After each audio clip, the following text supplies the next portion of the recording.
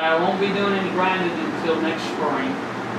The wooden sluice out here over top of the Waterwheel was damaged during all that flooding, so they're going to replace it over the winter time. Then you also had your town meetings in the mill, serve small communities. Mills were pretty popular at one time.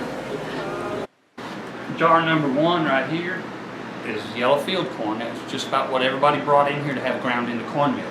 Number 2 is you ground up corn as it's coming out of the grinding stone. Number 3, cornmeal.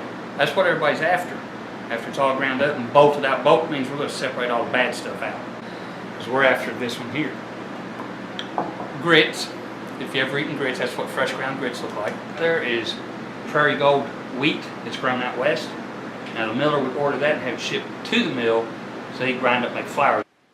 That's the Prairie Gold wheat ground into flour. That's grade A flour for baking breads and cakes and that. Number 10, the dark one, buckwheat. Number 11, which is the third from the right, that's ground up buckwheat coming off the grinding stone. And number 12 there is bolted out buckwheat flour, the real gray looking. And then the very last one over is the outer hulls that comes off of the buckwheat, which is used for stuffing pillows. See the rope hanging down the front? Each one of them doors has a purpose. One thing, it lets air in there blowing around, helps circulate the dust out so it doesn't build up in the mill. And it's also used to take the grain up there. Now that rope will come down through this little trap door right here in the roof of this porch. The rope attaches to that piece right here in the middle. That's just long enough before it goes through that door. Now this is called a saddle. You have 2 leather straps, one on each one of these loops right here. That fits around that grain bag. So now you're going to hoist that up the front of the building. It's going to take it right on up to the 3rd floor. Now you're going to store the grain up on the 3rd floor. It wasn't corn that you brought in, it was what the miller bought. Because he was buying grain from everybody around the mill. So what he did, his personal corn or personal wheat, whatever he bought, he would hoist it up to that 3rd floor and store it up there.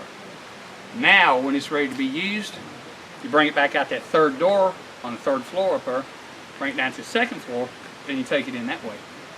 That's the purpose of that rope up there.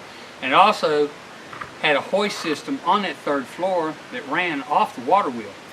So there wasn't no physical labor and you'd have to hoist it up by hand. That rope wrapped around a pulley, and when you tightened up that rope, see that pulley would just pull right on up there. You just take that grain up there, store it, when it's ready to grind. And the only time you ground your own grain is when you didn't have anybody coming in. That way you had time to grind up the corn. Otherwise, if you bring in 50 pounds and another guy over here, he brings in 100 pounds, this guy back here 75 pounds, first come, first serve. I'll do you first, then the next person in line, the next person after that. And I would keep a portion of it for payment. It's called toll, like what you spend on turnpike.